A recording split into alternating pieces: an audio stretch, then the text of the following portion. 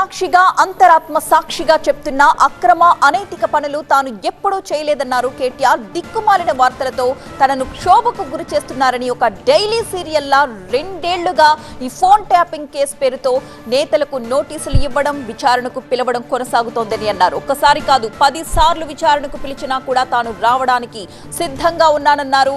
హరీష్ రావు ఎలా అయితే సిట్ ని తిరిగి ప్రశ్నలు సంధించారో అలాగే తాను కూడా లోపలికి వెళ్లి ప్రభుత్వం చేసిన తప్పేంటి, మీ దగ్గర ఎలాంటి ప్రూఫ్స్ ఉన్నాయి దానికి సంబంధించి చూపించండి అంటూ నిలదీస్తానన్నారు కేటీఆర్.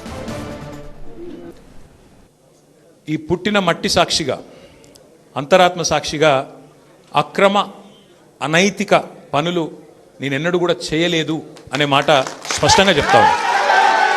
ఈ రెండేళ్లలో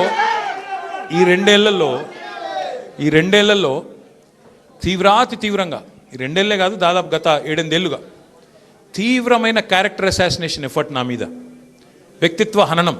అంటే ఒక కుక్కను చంపే ముందు పిచ్చి కుక్కను ముద్రేయాలని ప్రయత్నం చేస్తారు కదా, నేనేదో డ్రగ్స్ తీసుకుంటానని, నాకేదో హీరోయిన్లతో సంబంధాలు ఉన్నాయని లేని దిక్కుమాలిన వార్తలు రాసి నన్ను క్షోభకు గురి చేయడమే కాకుండా నా కుటుంబ సభ్యుల్ని, నా పిల్లల్ని, నా వాళ్ళు అనుకునే వాళ్ళందరినీ విపరీతమైన క్షోభకు గురి చేశారు. అయినా కూడా ఎన్నడూ బాధపడలేదు, బయటకు వచ్చి వేరే వాళ్ళలాగా దొంగ ఏడుపులు ఏడవలేదు. నేను నిబద్ధతతో పనిచేసిన నాయకుని కాబట్టి ఎవరికి భయపడకుండా 2 ఏళ్లుగా తలవంచకుండా పోరాటం చేస్తూ ఉన్నాను. ఇవాళ నేను ఏదో టెలిఫోన్ ట్యాపింగ్లో ఏదో విచారణ క్రమాన్ని పిలిచారు, బరాబర్ పోతాం.